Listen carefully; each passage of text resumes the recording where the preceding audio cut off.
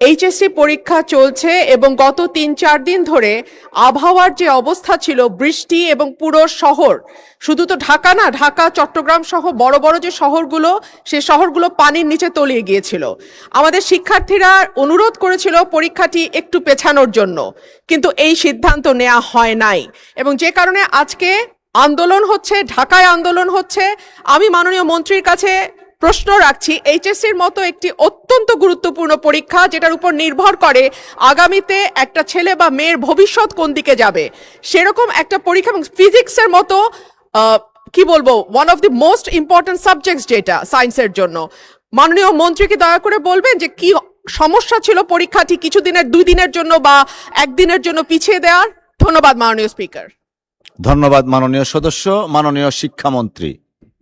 মাননীয় স্পিকার, আপনার মাধ্যমে মাননীয় সংসদ সদস্যকে অশেষ ধন্যবাদ। পরীক্ষা আমরা নিয়ে থাকি সারা বাংলাদেশে। এসএসসি পরীক্ষায় প্রায় 2700 সেন্টার রয়েছে এবং 64টি জেলায় এই 2700টি সেন্টার একত্রে পরীক্ষা শুরু হয়। ইতিমধ্যে আপনারা শুনেছেন যে চট্টগ্রামে যখন এই ফ্লাড হলো, তখন আমরা একে একে প্রথম রাঙ্গামাটি, বান্দরবন, পরে আমরা খাগড়াছড়ি এবং এরপরে আমরা চট্টগ্রাম পুরা বোর্ডের পরীক্ষা আমরা বন্ধ করে দিয়েছি। আমরা লক্ষ্য করেছিলাম বৃষ্টি হচ্ছিল এবং আমরা মনিটরিং করছিলাম।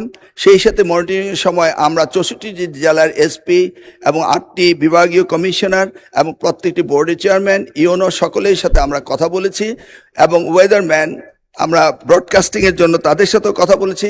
তারা বলল যে বৃষ্টি হবে না, সেই কথাটি তারা বলেছে। বিকেল 5টা পর্যন্ত আমরা বসে থেকে সিদ্ধান্ত নিলাম যে সকলেই বলল যে ওয়েদার ভালো হবে, সেই জন্য আমরা পরীক্ষা রেখেছি। সকালে ঘুম থেকে উঠেই দেখতে পেলাম কুমিল্লা সরকারি মহিলা কলেজের মাঠ পানিতে ভরে গিয়েছে। সাথে সাথে আমরা মেয়র সাহেবকে, ফায়ার ডিপার্টমেন্টকে, পুলিশকে, ডিসিকে বললাম যে এই পরীক্ষা কেন্দ্রে স্থানান্তরিত করার জন্য। তারা তখন সকলকে নৌকায় করে ওই স্কুলের 5তলা ভবন, সেখানে নিয়ে পরীক্ষা তারা নিয়েছে। আমরা সেটা দেখেছি তাদের দুর্ভোগ। তাছাড়া বাংলাদেশে, সারা বাংলাদেশে আমরা ডিসিদের সাথে কথা বলেছি এবং ইউনিয়নের সাথে, তারা বলেছে যে কোথাও পরীক্ষা কোনো রকম দুর্যোগ ঘটেনি, একটি শুধু কুমিল্লা মহিলা কলেজে ঘটেছে। এবং সেই সাথে ফিজিক্সের প্রশ্ন 6 এবং 7, এই 2টি প্রশ্ন ভুল হয়েছে। মাননীয় স্পিকার, আমরা দায়িত্ব পেয়েছি মাত্র 4 মাস। কোশ্চেন মডারেটর, আগের কোশ্চেন মডারেটর কোশ্চেন করেছিল। আপনি জানেন যে কোশ্চেন মডারেট করতে হলে এই প্রক্রিয়াটি 2 বছর আগে থেকে শুরু করতে হয়। আমরা এসে কোনো কোশ্চেন তৈরি করতে পারিনি। বিগত গভর্নমেন্টের যে মডারেটর ছিল তারাই কোশ্চেন করেছে। তবুও আমরা তাৎক্ষণিকভাবে ঘোষণা দিয়েছি যে ফিজিক্সের 6 এবং 7 2টি কোশ্চেন ভুল হয়েছে, সেটাকে আমরা ফুল ক্রেডিট দিয়ে দেব, সেটা আমরা বলেছি।